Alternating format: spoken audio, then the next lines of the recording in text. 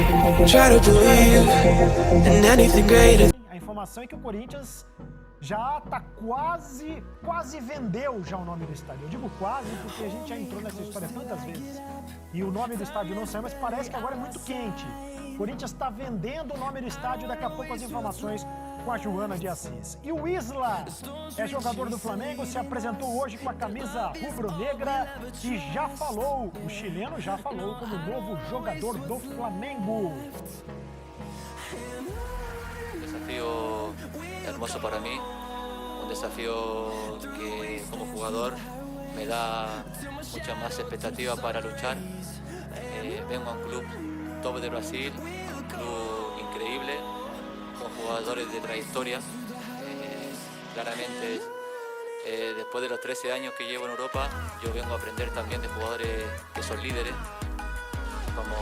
como Felipe Luis, Diego Alves, William, jugadores que ganaron todo el año pasado, así que contento de llegar a un club con más de 40 millones de fans y tratar de dar lo mejor de mí para poder lograr lo máximo. O lateral direito, eu falei lateral esquerdo, o lateral direito, falei direito, né? Lateral direito, o Isla. Mas é lateral. Mas é lateral direito, vai jogar na lateral direita e vem pra jogar mesmo, porque o Flamengo tá sem um jogador ali pra posição, Roger. Ele já está inscrito, já pode ser relacionado para a próxima partida contra o Santos. O Flamengo perdeu o João Lucas também, né? Já tinha perdido o Rafinha, que foi pro Olympiacos. O João Lucas, que estava fazendo essa função, era o lateral reserva imediato, se machucou, botou o Mateuzinho contra o Botafogo. Ele até com a bola nos pés, ele fez um bom jogo. Na parte de posicionamento, foi muito explorado ali pelo Botafogo e ele deixou alguns espaços. Então, provavelmente que o Isla seja já relacionado para esse jogo. Se vai começar jogando ou não, aí é o treinador que vai decidir. Não sei se ele tá bem fisicamente, o ritmo de jogo certamente ele não tá, mas não sei se ele tem condições de jogar os 90 minutos. Mas está lá, já inscrito e tudo certinho para que ele possa estar na Vila Belmiro. O jogo é sábado ou domingo? Domingo, né? Próximo domingo? Domingo, 4 horas da tarde. Santos e Flamengo. Jogador de Copa do Mundo, jogador de Copa América, jogador bicampeão de Copa América, bicampeão da Copa América. Absolutamente experiente, né? Experiente, ele já citou ali, né? 13 anos de Europa, tem qualidade. É um jogador que jogou muitas vezes numa linha de 5, né? Na seleção chilena, onde a gente conseguiu acompanhar mais ele, né? Ele jogava, o Chile jogava com o São Paulo, hoje treinador do Atlético Mineiro, jogava com 3 zagueiros, ele jogava numa linha mais desavançada, fazendo ala, se apresenta bem à frente, não é um jogador de chegar tanto na linha de fundo para fazer o cruzamento, ele também consegue organizar o jogo por trás, também faz a função de lateral, se posiciona muito bem. É uma boa contratação. Com a perda do Rafinha, eu acho que o Flamengo foi bem no mercado e conseguiu trazer um jogador à altura. E olha só, o Flamengo informou hoje que o Rodrigo Caio e o Gabriel se machucaram no jogo contra o Botafogo. Lesões musculares, né? O Rodrigo Caio saiu e claramente ele aos fez 18 o gesto. do segundo tempo, ele saiu, foi substituído numa falta que ele faz no meio-campo, até toma cartão amarelo. Logo depois ele faz o gesto de ser substituído. Agora, o Gabriel é uma surpresa, né? Porque ele joga os 90 minutos, ninguém bateu percebeu no nada. finalzinho. E aí, agora, diagnosticado com uma lesão no músculo da coxa, né? Os dois com lesões musculares.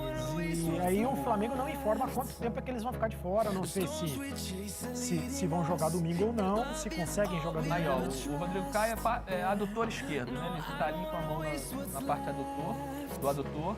E o Gabriel é parte anterior da coxa. É coxa direita, o problema do Gabriel é reto femoral da coxa direita. Reto femoral anterior da coxa direita. De qualquer maneira, são problemas. E isso vai ser muito comum nesse início de campeonato com tantos jogos assim. Todo mundo já sabia que seria assim, né? Jogo de quarta e domingo. No começo do campeonato, com tanto tempo de paralisação, os jogadores vão sofrer contusões, não tem jeito. Tá arriscado, isso vai acontecer. Principalmente contusão muscular, né? Sem dúvida nenhuma. Isso já estava no pacote, né? Não dá para você reclamar, olha, perdi aqueles jogadores importantes. Não, o Flamengo tem que saber que todos os times vão passar por isso. Por isso tem time que está perdendo um monte de jogador por causa da Covid-19, né? O Flamengo não pode reclamar que perdeu 2 jogadores. São importantes, provavelmente eles são insubstituíveis numa fase que os dois vivem, né? Principalmente do ano passado. O Rodrigo Caio era soberano no setor defensivo, o Gabriel 2 anos artilheiro do Campeonato Brasileiro, mas o Flamengo tem elenco para poder suprir a ausência e crescer nesse Campeonato Brasileiro. Está na hora do Flamengo acordar. Olha só, o Arrascaeta, ele publicou nas redes sociais, é isso, o Arrascaeta? Deixa eu mostrar aqui, porque o Arrascaeta não jogou. E aí, até na transmissão, né, Roger, você chegou a falar o seguinte, olha, só pode ser questão física o Arrascaeta não jogar, porque não tem outra explicação. Mas o Arrascaeta, nas redes sociais, ele disse que fez questão de deixar claro que ele tá 100%. O que ele fala é o seguinte, olha, tem muita gente me perguntando se tem alguma lesão. Estou 100%, graças a Deus, isso que ele escreveu. E muita gente também perguntando sobre a questão física, né? Porque quando o Arrascaeta fica de fora, dificilmente a gente olha, o treinador acha que ele está num quesito abaixo tecnicamente dos outros jogadores e vai deixar ele de fora. Não é isso a questão. Tecnicamente é um dos melhores jogadores do Flamengo. Mas também a gente tem que ser honesto e falar que o treinador também não falou sobre a questão física do Arrascaeta, né? Ninguém falou de dentro da comissão técnica do Flamengo que o Arrascaeta ficou de fora por causa da questão física. Não é um desabafo do uruguaio, mas que não tem... eu acho que não respinga na comissão técnica porque não foi isso que o Domi falou, né? Deixou de fora, mas também ninguém questionou, né? O Domi sobre isso. Agora, o Domi já tem sido muito questionado, Roger, e sobretudo pelas mudanças no jeito de jogar o time. O Júnior até fez uma observação ontem que eu achei bastante interessante. Na análise do Júnior, o Flamengo passou a ser um time, esse Flamengo do Domenech, passou a ser um time igual aos outros. É um time bom, é um time que tem jogadores com uma qualidade individual muito grande, mas não é... Parece que perdeu o encanto, né? Perdeu o brilho, né? Perdeu o brilho. Eu acho que o Flamengo perdeu a identidade, né? O Flamengo tinha uma identidade no passado. O Jorge Jesus. If we try to believe in anything greater. No início desse ano, né? Quando entra o Domi parece, pelo menos nesse início dele, que ele não quer manter a mesma identidade do Jorge Jesus. Ele quer dar a identidade dele, né? A identidade do catalão. E até o momento ele não encontrou nenhuma identidade. E isso está muito claro dentro do campo, né? O Flamengo não tem mais o ímpeto, não tem mais a verticalidade, não tem mais a imposição que o Flamengo tinha quando jogava contra os seus adversários, dentro e fora de casa. Não interessava onde o Flamengo ia jogar. A gente sabia que era um time que tinha uma imposição muito, muito forte sobre o adversário, né? E agora a gente não consegue mais enxergar isso. Fora isso, tem a questão técnica, que os jogadores passaram a errar muito, passes curtos, o Flamengo não tem mais o controle do jogo como tinha nas mãos do Jorge Jesus. Então isso aos poucos o treinador catalão vai ter que encontrar. E aí a comparação é cruel, né Sereta? Porque quando você tem uma equipe que fez tudo que o Flamengo fez no ano passado nas mãos de um treinador e chega outro e quer mudar isso radicalmente de uma hora para outra, a comparação ela vai ser cruel. E aí é dentro do campo, é fora do campo, do comportamento dele, no espaço reduzido que ele tem na beira do gramado. Então passa tudo a ser comparado, e tudo que o Jesus fez deu certo ano passado. O que não der certo, ele vai ser cobrado esse ano nas mãos do Domenech. Aí eu faço duas questões para você. Ele deveria tentar mudar radicalmente tudo, Não. já logo de início? Não. Porque vai contra, inclusive, o discurso dele mesmo, né? Que quando chegou dizendo que vinha de mansinho, pisando de mansinho, porque seria como um elefante numa loja de cristais se ele chegasse tentando mudar tudo. Mas ele está tentando mudar, né? Sim. O jeito de jogar, o nome dos jogadores, enfim, está tentando mudar tudo.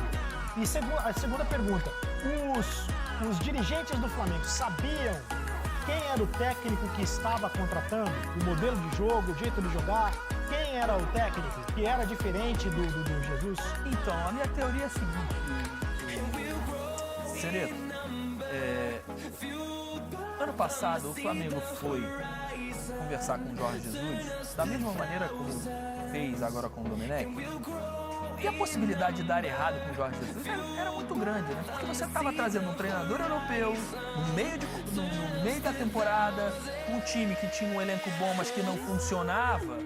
mas que pelo menos o Jorge Jesus era mais inteirado, ou interagido com o futebol brasileiro, até pela língua, por muitos jogadores brasileiros irem para Portugal, sendo a primeira porta de entrada na Europa. Então ele conhecia, ele tinha conhecimento mais profundo do futebol brasileiro do que o Domenech. Mas poderia dar errado. Ele foi eliminado pelo Atlético Paranaense, ele quase foi eliminado pelo Emelec na Libertadores, ele tomou uma pancadinha do Bahia de 3-0 e todo mundo achava que não ia dar certo.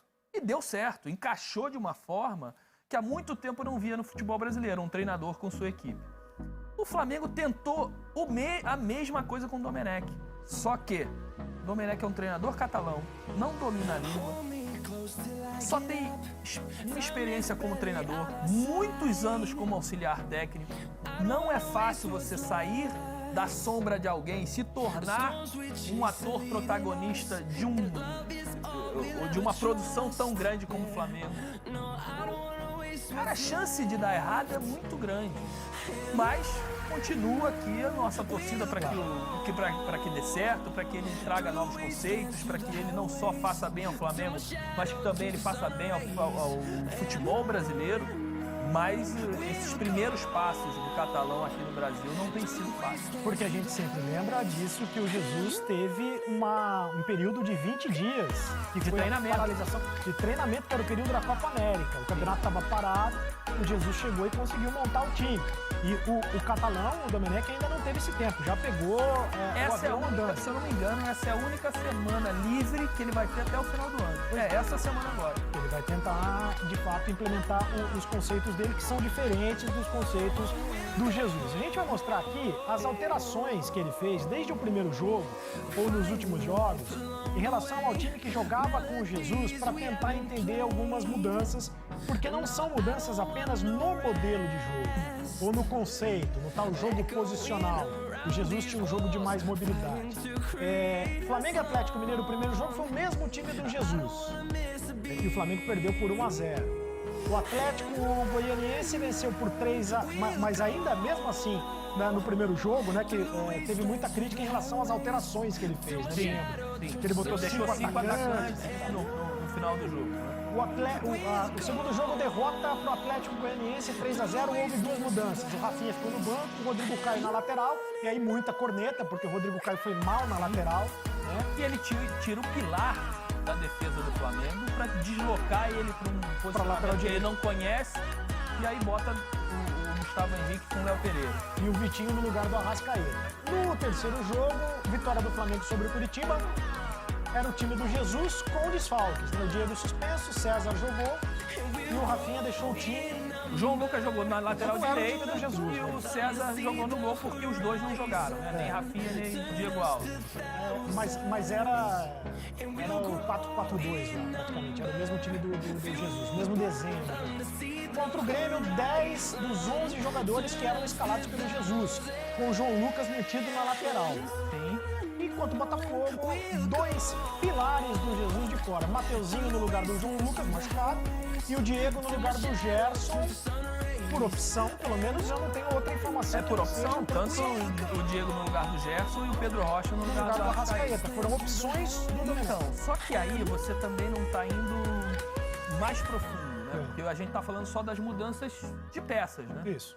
Você tem que ver o conceito todo. Por exemplo, no jogo do Botafogo, ele usou como centroavante o Bruno Henrique. Ele abriu o Gabriel para jogar como extremo do lado direito e usou o Pedro Rocha do lado esquerdo, né? Então ele muda também a questão tática da equipe do Flamengo. Muitas vezes ele jogou no jogo do Atlético Mineiro, ele jogou com o Bruno Henrique do lado esquerdo. E aos poucos os jogadores foram enxergando que se dentro do campo eles também não se mexerem e não encontrarem os seus melhores espaços, o Flamengo não vai funcionar. Então, o treinador pede, o treinador orienta, o treinador busca as melhores soluções, mas também falta um pouquinho de leitura dos atletas dentro do campo. Então tem isso, né? Não só as mudanças de peças, de nomes, mas também as mudanças táticas que o espanhol tem feito. Isso que chama muito a atenção.